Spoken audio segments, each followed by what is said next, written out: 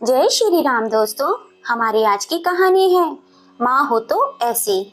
यमुना देवी जी कुर्सी पर बैठी हुई खिड़की के बाहर गार्डन में खेल रहे छोटे छोटे मासूम बच्चों को खेलते हुए देख रही थी। उनकी आंखों से ढुलकते हुए आंसू उनके गालों को भिगो रहे थे। दिल का दर्द आंखों से आंसू बनकर बह रहा था। आज पूरा 1 साल हो चुका था उनके पति किशोर लाल जी का देहांत हुए। आज ही के दिन उनकी दुनिया लुट गई थी। बिल्कुल सही थे किशोरी लाल जी। सब कुछ ठीक ठाक ही चल रहा था। एक दिन सुबह उठे, अपने सारे काम किए, फिर मैं उनके लिए चाय बनाकर लेकर आई और अचानक उनके सीने में तेज दर्द होने लगा और कुछ कहने सुनने का भी मौका नहीं मिला। बस 10 ही मिनट में सब कुछ खत्म हो गया। मेरी तो दुनिया ही उजड़ गई थी। घर पर ही उनकी गर्दन एक तरफ लुढ़क गई थी, लेकिन फिर भी हम जल्दी जल्दी उन्हें डॉक्टर के पास लेकर पहुंचे। डॉक्टर ने कहा अब इनमें कुछ नहीं बचा, आप इन्हें घर ले जाइए। हम इन्हें घर पर ले आए। मैं तो जैसे अपने होश ही खो बैठी थी। अचानक यह सब क्या हो गया, मुझे तो कुछ भी समझ में नहीं आ रहा था। एक ही पल में मेरी दुनिया उजड़ गई थी। दिल के हजारों टुकड़े हो चुके थे। मुझे सारी धरती हिलती हुई महसूस हो रही थी। मुझे आकाश नीचे गिरता हुआ दिखाई दे रहा था। मेरे पैर जमीन पर ही नहीं रखे जा रहे थे। चलने में मेरे पैर लड़खड़ा रहे थे। मुझे 2 लोगों ने पकड़ कर रखा हुआ था और वे मुझे लेकर चल रहे थे। मुझे ऐसा लग रहा था जैसे मेरे पैर जमीन पर घसीटते हुए जा रहे हों। बस 10 ही मिनट के अंदर ही मेरी दुनिया उजड़ गई। किशोरी लाल जी के जाने के बाद तो जैसे मेरी सुध ही खो गई थी। जहां बैठ जाती बस वहीं बैठी रहती घंटों तक। बालों में तेल डाले पता नहीं कितने दिन बीत गए थे। मैंने कभी सपने में भी नहीं सोचा था कि मुझे किशोरी लाल जी के बिना जीना पड़ेगा। उनके बिना यह जीवन इतना दुखदाई होता है, मैंने कभी कल्पना भी नहीं की थी। उनके होते हुए मुझे कोई टेंशन नहीं थी। वे मेरी हर चीज का ध्यान रखते थे, घर की हर जरूरत का ध्यान रखते थे। अब अकेले सूने कमरे में मैं अकेली बैठी रहती हूँ। यमुना देवी यह सब खिड़की पर बैठी सोच ही रही थी कि तभी उनकी बड़ी बहू आई और उनसे कहने लगी, माँ जी खाना बन गया है, खाना खा लीजिए। यमुना देवी जी खाना खाने के लिए बाहर गई तो देखा हॉल में 2 सूखी रोटी और सूखी सब्जी रखी हुई थी। जब किशोरी लाल जी जिंदा थे तब सब्जी के साथ दाल भी जरूर बनती थी। दाल के साथ थोड़े से चावल लेना भी उन्हें बहुत पसंद था और दही खाने का तो उन्हें बहुत ही शौक था। थाली में जब तक दही न हो वह खाना नहीं खाते थे और सूखी रोटी तो वे हाथ तक नहीं लगाते थे। आज थाली से सब कुछ गायब हो चुका था क्योंकि सब कुछ बच्चों के हाथ में जो आ गया था। यमुना जी के 2 बेटे हैं, उनके कोई बेटी नहीं है। उनके बेटे उनके साथ ही रहते हैं। दोनों बेटों की शादी हो चुकी है। दोनों बेटों के पास एक एक बेटा है। यमुना देवी जी के बड़े बेटे का नाम राहुल और छोटे बेटे का नाम नीरज है। उनके दोनों ही बेटे जॉब करते हैं। सुबह को जाते हैं और शाम को घर लौटते हैं। दोनों बेटों की रसोई अलग अलग होती है। एक दोपहर को खाना देती है, एक बहू शाम को खाना देती है। दोनों बहुएं यमुना देवी जी को कुछ नहीं कहती। दोनों बेटे भी यमुना देवी जी को कुछ नहीं कहते। वह ऑफिस से आते ही सीधे अपने कमरे में चले जाते हैं। जब भी ऑफिस से आते हैं उनके हाथों में कुछ ना कुछ सामान जरूर होता है जिसे लेकर वे सीधे अपने कमरे में चले जाते हैं। दोनों बहुएं भी कभी भी सास के पास 2 पल के लिए भी नहीं बैठती। उनसे उनकी राजी खुशी पूछना तो बहुत दूर की बात है। हमेशा अपने कमरे में ही घुसी रहती हैं और हमेशा अपने फोन पर ही व्यस्त रहती हैं। जरूरत के वक्त भी कमरे से बाहर नहीं निकलती हैं। दोनों ही बेटे खाने पीने का सामान छुपा छुपा कर घर पर लाते हैं। बूढ़ी माँ इसी आस में बैठी रहती है कि बच्चे 2 पल बैठ के बात करेंगे, लेकिन मन ही मन यही आस निराशा में बदल जाती है। दोनों बेटे अपनी माँ और एक दूसरे से छिपा कर खाना खाते हैं। वे दोनों एक दूसरे को नहीं दिखाना चाहते कि वह क्या खा पी रहे हैं। माँ के हिस्से में 2 सूखी रोटी और सब्जी ही आती है। कोई सा भी बेटा बहू कुछ कह लेता तो गम नहीं होता। बिना कुछ कहे यह वह सब कुछ करते हैं जो इन्हें करना होता है। वही बात है, कुछ कह कर तो आदमी पकड़ा जाता है, बिना कहे कौन पकड़ा जाएगा। किसी को अगर कुछ करना है तो बिना कहे ही वह सब कुछ कर सकता है। वह 2 सूखी रोटी और सब्जी खाकर यमुना देवी जी अपने कमरे में आ जाती हैं। पता नहीं क्यों आज उन्हें बहुत रोना आ रहा था। बच्चे कुछ कहते भी नहीं और ना कहकर भी सब कुछ कह देते हैं। कुछ कहे सुनकर लड़ाई झगड़ा होकर आदमी अपने मन की भड़ास निकाल लेता है, पर यहाँ जब कोई कुछ कहता ही नहीं तो वे किसी को क्या कहें, कैसे समझाएं किसी को कि यह सब कुछ जो हो रहा है यह सब आदमी सिर्फ महसूस कर सकता है, किसी को बता नहीं सकता। दोनों बहुओं के कमरे के बाहर फल के और ड्राई फ्रूट के छिलके हमेशा पड़े हुए दिखाई देते हैं, तो देखकर बड़ा अफसोस होता है। सब कुछ खाया जाता है लेकिन माँ के लिए कुछ भी नहीं। आज उन्हें किशोरी लाल जी की बहुत याद आ रही थी। वे किशोरी लाल जी की अलमारी खोलती हैं और उनकी सारी चीज़ों को देखने लगती हैं। उनके कपड़े, उनका चश्मा, उनका फोटो। उनकी नज़र तभी अलमारी में एक फाइल पर पड़ती है। वह किशोरी लाल जी की पर्सनल फाइल थी। इस फाइल को वह कभी भी किसी को हाथ नहीं लगाने देते थे। यमुना देवी जी उसे उठाकर अपने सीने से लगा लेती हैं और खूब रोती हैं।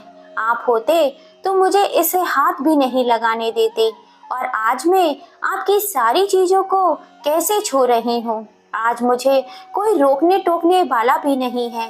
यह कहकर वह और भी ज़्यादा रोने लगती हैं। रोते रोते वह फाइल को खोलकर देखती हैं। फाइल के अंदर कुछ पेपर थे और एक लिफाफा भी था। वह उस लिफाफे को खोलती हैं जिसमें से कुछ पेपर निकलते हैं और एक पत्र भी निकलता है। वह पत्र को खोलकर पढ़ने लगती हैं। पत्र में लिखा होता है, प्रिय यमुना, अगर यह पत्र तुम पढ़ रही हो तो इसका मतलब अब मैं इस दुनिया में नहीं हूँ। यह पत्र एक कागज का टुकड़ा जरूर है, लेकिन इसमें हम दोनों की जिंदगी का वो हसीन लम्हा है जो 4 लफ्जों में बयां नहीं किया जा सकता। यह कागज का टुकड़ा मेरे दिल का वह आईना है। जब तुम इसे पढ़ोगी तो तुम्हें हमारी जिंदगी के सुनहरे पल नजर आएंगे। यमुना, मैं तुमसे बहुत प्यार करता हूँ। जिंदगी के इस सफर में तुमने मेरा बहुत साथ दिया, मुझे प्यार दिया, मेरे घर को संभाला, मेरे बच्चों को संभाला। तुमने अपना पूरा जीवन मेरे नाम कर दिया। तुमने हर सुख दुख में मेरा साथ दिया, कभी मुझे परेशान नहीं किया, हमेशा मेरा कहना माना और एक अच्छी पत्नी और एक अच्छी बहू बनकर दिखाया, एक अच्छी माँ बनकर दिखाया।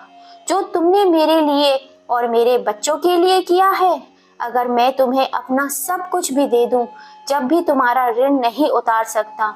इसीलिए जाते जाते अपने दिल का एक छोटा सा टुकड़ा तुम्हें इस पत्र के रूप में दिए जा रहा हूँ।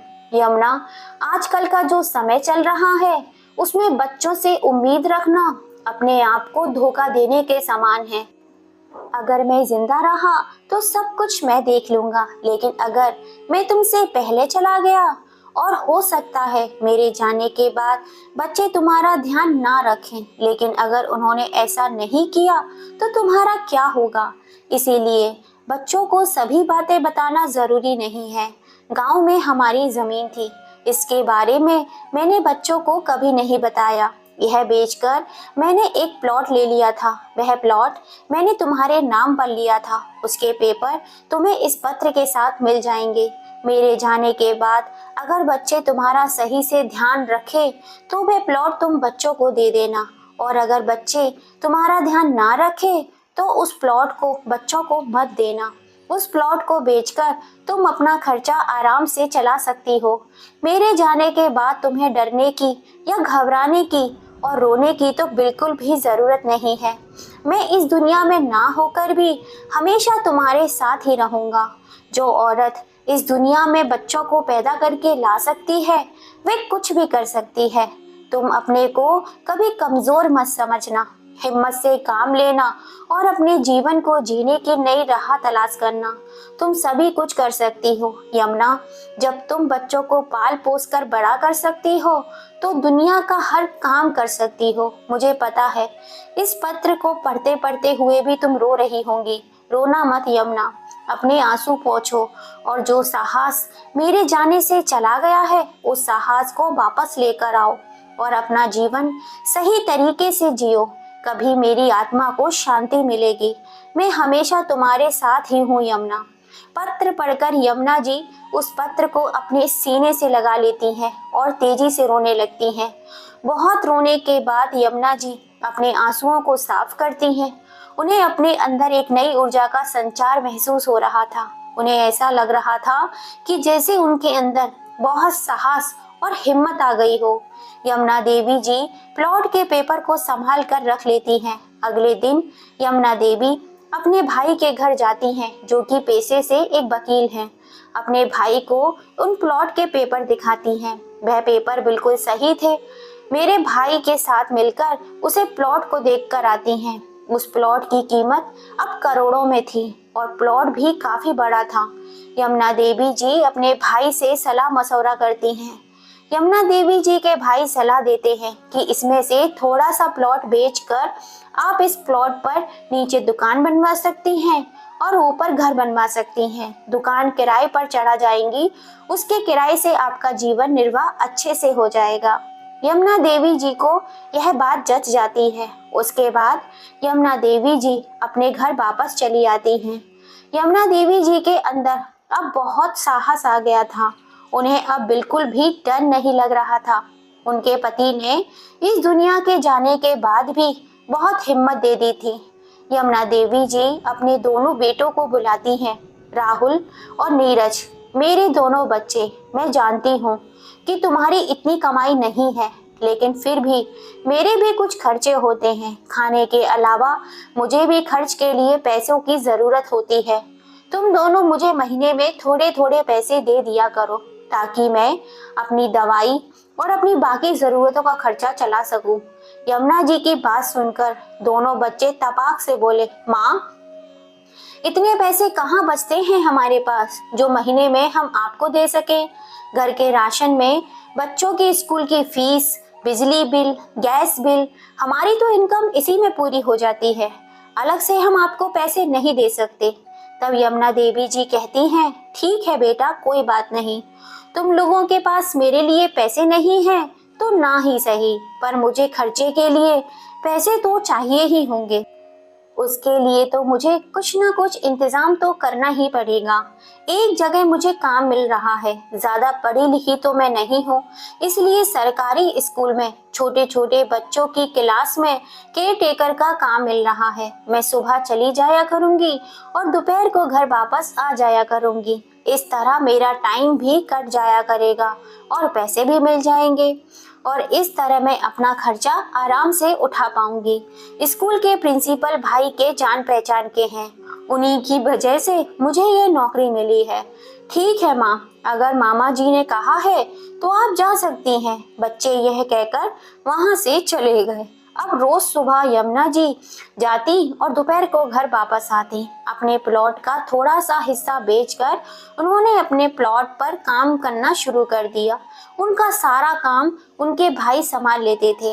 यमुना जी सुबह ही अपने प्लॉट पर जाकर बैठ जाती और सारा काम अपनी देख रेख में करवाती। कुछ ही दिनों में कंस्ट्रक्शन का काम पूरा हो जाता है। नीचे दुकान बन जाती है और ऊपर घर बन जाता है और बाकी का सारा काम भी उनके भाई जल्दी से जल्दी कंप्लीट करवा देते हैं। यमुना जी का एक बहुत ही खूबसूरत घर बनकर तैयार हो जाता है। नीचे की दुकान यमुना देवी जी किराए पर चढ़ा देती है। इस किराए से अपना खर्चा उठाना शुरू कर देती हैं। अगर यमुना जी उस प्लॉट के बारे में अपने बच्चों को बता देती तो वे दोनों उस प्लॉट को आधा आधा बांट लेते और यमुना देवी जी फिर से पाई पाई के लिए मोहताज हो जाती। बच्चों के इतने खर्चे होते हैं तो क्या बूढ़े माँ बाप के कोई खर्चे नहीं होते? जबकि देखा जाए तो बुढ़ापे में और भी ज्यादा खर्चे बढ़ जाते हैं। रोजाना की दवाई लेनी पड़ती है, शरीर को स्वस्थ रखने के लिए फल फ्रूट खाने पड़ते हैं, अपना अच्छे से ध्यान रखना पड़ता है, समय समय पर डॉक्टर से चेकअप कराना पड़ता है, तभी तो यह बूढ़ी हड्डियां चल पाती हैं। और यहाँ बच्चों के घर में उल्टा ही है, बुढ़ापे में बुजुर्गों का खर्चा बंद कर दिया जाता है। यमुना देवी जी ने उस दिन इसलिए बच्चों से खर्चे की बात की थी। अगर उन्हें बच्चे खर्चा देने के लिए तैयार हो जाते तो वह अपने बच्चों को प्लॉट के बारे में बता देती, लेकिन उनके बच्चों ने खर्चा देने से मना कर दिया, तो उन्होंने अपने बच्चों को प्लॉट के बारे में कुछ नहीं बताया, क्योंकि प्लॉट लेने के बाद उस प्लॉट के मालिक वो दोनों बन जाते और यमुना देवी जी फिर से ऐसे ही रह जाती और पैसे पैसे के लिए मोहताज हो जाती। उनके बच्चों ने तो खर्चा ना देकर उनको ही काम करने को कह दिया। ऐसी औलाद से उम्मीद भी और क्या की जा सकती है। एक दिन रविवार का दिन था, दोनों बेटे घर पर ही थे, तो यमुना जी ने अपने दोनों बेटों को बुलाया और कहा, बच्चों, मेरे साथ आज तुम्हें कहीं चलना है, मुझे तुम्हें कुछ दिखाना है। बेटे कहते हैं, माँ क्या बात है और क्या दिखाना है सुबह सुबह। यमुना देवी जी बोली, तुम चलो तो सही मेरे साथ, वहां चल के तुम्हें सब पता चल जाएगा। दोनों बेटे अपनी पत्नियों को लेकर माँ के साथ चल देते हैं। माँ उन्हें अपने घर ले जाती है, जो उन्होंने खुद बनवाया था। उस घर में दो बूढ़े दंपत्ति यमुना देवी जी के भाई बैठे हुए थे। दोनों बेटे पूछते हैं, माँ ये घर किसका है और मामा जी यहाँ क्या कर रहे हैं और यह लोग कौन बैठे हुए हैं। उन लोगों को देखकर एक के बाद एक सवाल किए जा रहे थे। यमुना देवी जी अपनी बेटी की बातों का जवाब देते हुए कहती हैं, बेटा यह मेरा घर है। यह सुनकर दोनों बेटों के कान खड़े हो जाते हैं। आपका घर? यह आप क्या कह रही हैं माँ?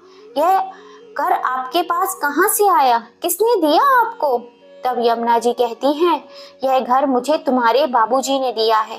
तुम्हारे बाबूजी को पहले से ही आभास हो गया था कि अगर मैं इस दुनिया से पहले चला गया तो तुम लोग अपनी माँ के साथ ऐसा ही बर्ताव करोगे, अपनी माँ को पैसे पैसे के लिए तरसा दोगे। इसलिए तुम्हारे बाबूजी ने मेरे लिए ये प्लॉट ले लिया था। मैं कहीं काम करने नहीं जाती थी, मैं यहीं अपने प्लॉट पर काम करने के लिए आती थी। मैंने अपने इसी प्लॉट पर दिन रात मेहनत की है। मैं इस प्लॉट का थोड़ा सा हिस्सा बेचकर नीचे दुकान बनवाई और ऊपर ये घर बनवाया जिसमें तुम दोनों अभी खड़े हुए हो। मैंने उस दिन तुम लोगों से खर्चे के लिए इसीलिए कहा था, लेकिन तुम दोनों ने मना कर दिया। अगर तुम दोनों मुझे खर्चा देने के लिए तैयार हो जाते तो प्लॉट मैं तुम दोनों के नाम कर देती, लेकिन अफसोस तुम्हारे पास तो तुम्हारी माँ के लिए पैसे तो छोड़ो समय भी नहीं है। तुमने तो अपने ही खर्चे मुझे गिरवाना शुरू कर दिए थे। तुम अपनी भी तो खर्चे पूरे करते हो ना। अगर माँ को भी थोड़े से पैसे दे देते तो क्या हर्ज हो जाता। पैसे तो फिर भी बहुत दूर की बात है। तुम्हारे पास तो अपनी माँ को देने के लिए 2 वक्त की रोटी भी नहीं है और बहू के पास तो मुझे देने के लिए 2 मिनट तक का टाइम नहीं है। मुझे सारा दिन हो जाता है कमरे में अकेले बैठे बैठे। लेकिन बहुओं को मैं क्या कहूँ, जब अपने पेट की जनी औलाद ही ऐसी है। वे तो फिर भी पराए घर से आई हैं। मैं तो तुम्हारी माँ हूँ। 9 महीने मैंने तुम्हें अपनी कोख में रखा है। जब तुमको ही अपनी बूढ़ी माँ का एहसास नहीं हुआ कि 2 पल उसके पास बैठकर देख लें कि बूढ़ी माँ को कुछ आराम हो जाएगा। उनकी भी कुछ चाहते होंगी, जरूरतें होंगी, लेकिन तुम्हें तो अपने शौक मौज से फुर्सत ही नहीं है। माँ को तो क्या दिखोगे। वह तो अच्छा हुआ मेरे पति जाने से पहले मेरा पूरा इंतजाम कर गए हैं। अब मैं तुम्हारी मोहताज नहीं हूँ। मेरे भी कुछ अरमान हैं, मुझे भी सहारा चाहिए। जो तुम लोगों से मुझे मिलना चाहिए था, अब तुम लोगों से तो नहीं मिला। लेकिन यह लोग जिन्हें बैठे हुए तुम देख रहे हो, यह भी अब वही लोग हैं जिनकी औलाद ने इन्हें घर से निकाल दिया है, जिनके पास सर छुपाने की भी जगह नहीं है। हम ही एक दूसरे का सहारा हैं, हम ही एक दूसरे के सुख दुख में साथी हैं। इसलिए मैंने फैसला किया है कि मेरे घर में मेरे साथ मुझ जैसे लोग ही रहेंगे, जो औलाद के होते हुए भी वे औलाद की तरह रहते हैं। और इस घर के द्वार उन लोगों के लिए हमेशा खुले रहेंगे जो औलाद के सताए हुए हैं। यमुना देवी जी की बातें सुनकर उनके बेटे और बहू अपनी माँ से माफी मांगने लगते हैं और कहते हैं, माँ, हमसे बहुत बड़ी गलती हो गई। हम अपनी जिंदगी में इतने व्यस्त हो गए कि हम भूल गए थे कि हमारी एक माँ भी है जिसने हमें ये जीवन दान दिया है। और अपनी माँ को अपने साथ रहने के लिए जिद करने लगे। लेकिन यमुना देवी जी ने कहा, मेरे बच्चों, मुझे तुमसे अब कोई शिकायत नहीं है। मैंने तुम्हें माफ कर दिया। तुम अपने जहां में खुश रहो, मैं अपने जहान में खुश रहूंगी। मेरी अब इस संसार में जितनी भी सांसें बची हैं, मैं यही लेना चाहती हूँ। इन्हीं लोगों के साथ अपने दिन गुजारना चाहती हूँ। यमुना जी की बातें सुनकर वहां बैठे बूढ़े दंपत्ति और यमुना देवी जी के बच्चों की आंखों में आंसू आ गए। और यमुना देवी जी के भाई बोलते हैं, मैं अपनी बहन के इस फैसले का सम्मान करता हूँ। मेरी बहन ने जो किया है वह काबिले तारीफ है। इस बात पर वहां जमा सभी लोग यमुना देवी जी का जोरदार तालियों से सम्मान करते हैं। इस तरह यमुना देवी जी अपने घर में औलाद के बर्ताव से दुखी लोगों के साथ जीवन व्यतीत करने लगी। दुकानों से आने वाले किराए से सभी खर्चे आराम से पूरे होते और सभी लोग खुशी खुशी अपना जीवन बिताने लगे और एक दूसरे के सहारा बनकर एक दूसरे को संभालने लगे। आज यमुना जी के पति जाने से पहले उनका भविष्य सुनिश्चित कर गए थे। इसीलिए हाथ में पैसा हो तो बुढ़ापा अपने हिसाब से काटा जा सकता है। यमुना जी ने अपने भविष्य का फैसला जो लिया वो सही था या गलत, अपनी राय हमें कमेंट करके जरूर बताइएगा। दोस्तों, आपको हमारी कहानी पसंद आई हो तो लाइक, शेयर, सब्सक्राइब जरूर कीजिएगा।